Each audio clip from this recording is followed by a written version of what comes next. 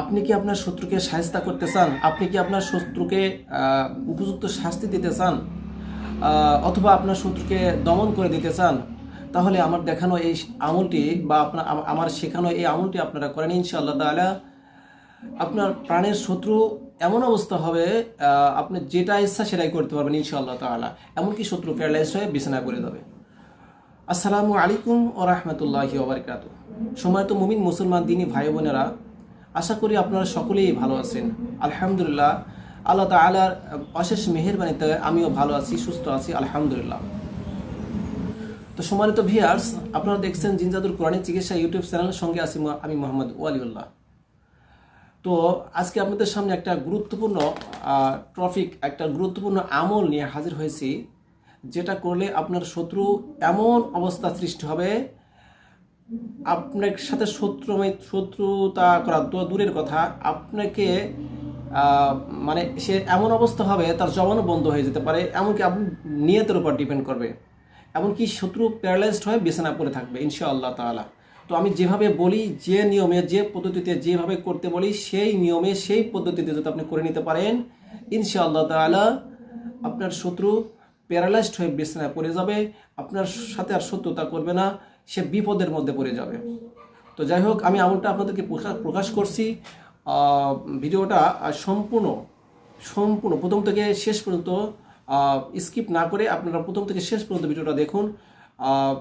Skip করবেন না, skip করলে অনেক সময় এমন একটা গুরুত্বপূর্ণ পয়েন্ট বাদ যাবে, যেটা কারণে আপনার আমলটা বরবাদ হয়ে যাবে।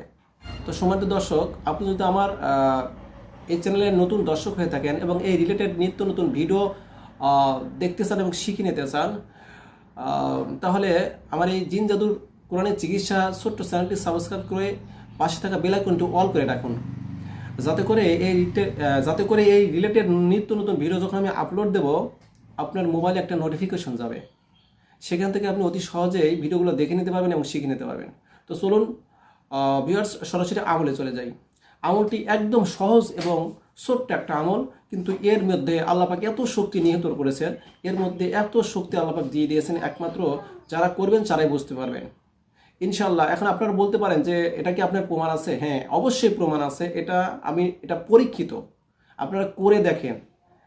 এত না করে, চিন্তা ভাবনা না করে আপনি করে দেখেন যে আসলে আমলটা কত শক্তি আল্লাহ এর মধ্যে দিয়ে দিয়েছে। আমি এটা প্রমাণ আছে, এই আমলটা করার তাসিরের কারণে, এই আমলটার কারণে একজনের প্যারালাইজড হয়ে গেছিল, এমনকি তার মৃত্যু পর্যন্ত হয়ে গেছিল। এখন চিন্তা করেন যে আমলটা কত শক্তিশালী এবং কত পাওয়ারফুল।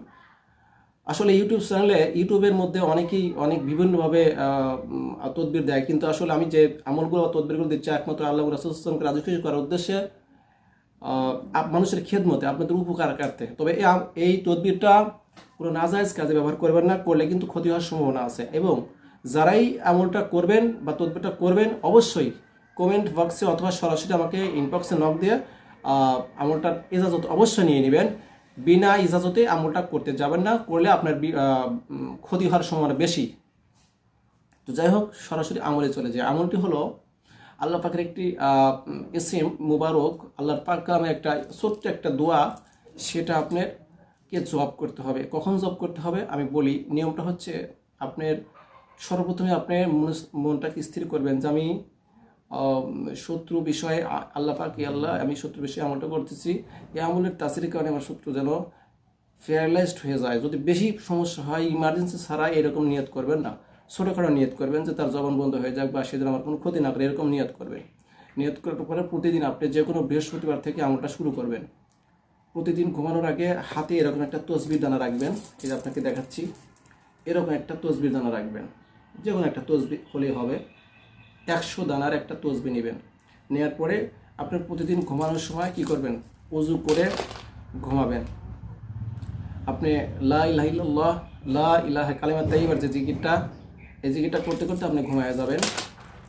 যখন আপনি ঘুমটা ভেঙে যাবে, অর্থাৎ নিদ্রা থেকে যখন আপনি ঘুম ভেঙে যাবে যখন, ঠিক ওই সময় বিছানা শায়িত অবস্থায়, অর্থাৎ বিছানা শোয়া থাকা অবস্থায়, শয়ন থাকা অবস্থায় আপনি কি করবেন, বিনা ওযুতে আমি একটা স্ক্রিনে লিখে দেবো দোয়াটি। এই দোয়াটি আপনি 100 বার এই তসবিতে, এরকম একটা 100 দানার তসবিতে আপনি পাঠ করবেন। এবং পাঠ করার সময় অবশ্যই শত্রুকে মনে মনে স্মরণ করবেন, চোখ বন্ধ অবস্থায় মনে মনে স্মরণ করবেন। এটা কিন্তু অবশ্যই শোয়া অবস্থায় করবেন, মানে শায়িত অবস্থায় করবেন। এটা দোয়াটি হলো ফাসাইয়াকফি কাহুমুল্লাহু ওয়া হুয়াস সামিউল আলিম। ফাসাইয়াকফি কাহুমুল্লাহু ওয়া হুয়াস সামিউল আলিম। এই দোয়াটি আমি আবার বলছি, ফাসাইয়াকফি কাহুমুল্লাহু ওয়া হুয়াস সামিউল আলিম। এই দোয়াটি আপনি 100বার পাঠ করবেন। আগে পূর্বে এবং পিছনে কোনো দরুদ শরীফ পড়ার দরকার নাই, এবং অজু করার দরকার নাই। অজু অবস্থায় আপনি শুয়ে থাকা অবস্থায় এই দোয়াটি পড়বেন এবং শত্রুকে মনে মনে নিয়ত করবেন যে আল্লাহ আপনার পাক কালামের বরকতে আমার শত্রুর এই অবস্থা হোক, এই হাল হোক, এরকম নিয়ত করবেন।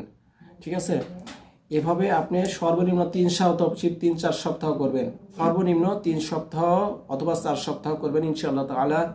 1 মাসের মধ্যেই আপনার যদি রোহানি শক্তি বেশি থাকে তাহলে আপনার 2 সপ্তাহ হলে ইনশাআল্লাহ আপনি রেজাল্ট পেয়ে যাবেন। আর যদি রোহানি শক্তি ঘাটতি থাকে বা আপনার মধ্যে কোনো ভেজাল থাকে বা সমস্যা থাকে তাহলে একটু সময় লাগবে। তবে রোহানি শক্তি ভালো থাকলে ইনশাআল্লাহ 2 সপ্তাহ লাগবে না, ইনশাআল্লাহ 14-15 দিনের মধ্যে, হ্যাঁ ইনশাআল্লাহ 2 সপ্তাহের মধ্যে হয়ে যাবে। এভাবে আপনি টানা 1 মাস করবেন। এটা করে দেখেন ইনশাআল্লাহ কি রেজাল্ট।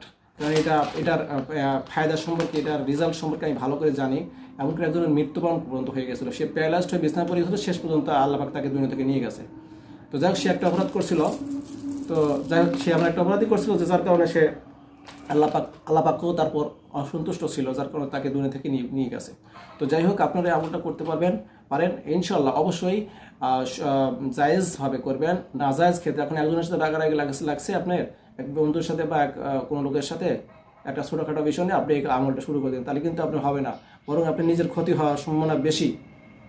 সুতরাং যারাই করবেন অবশ্যই ইনবক্সে আমাকে নক দিয়ে ইজাজতটা নিয়ে নেবেন, আমাকে নাম ঠিকানা দিবেন। আমি তার হাজরাত দেখে তাকে আমি যে ইজাজত দেওয়া যাবে কিনা, আমি তার হাজরাত দেখে ইনশাআল্লাহ আমি তাকে ইজাজত দিয়ে দেবো। তো ঠিক আছে, সবাই ভালো থাকবেন, আমার জন্য দোয়া রাখবেন। আমি যেন আরও ভালো আপনাদের এরকম ভালো তদবির দিতে পারি আপনাদের উপকারার্থে। আমিও আপনাদের জন্য দোয়া করি আল্লাহ পাক যেন আপনাদের নেক হায়াত দারাজ করে সকল রকম বিপদ আপদ বালা মুসিবত থেকে হেফাজত রাখে। আমিন। আজ এই পর্যন্তই।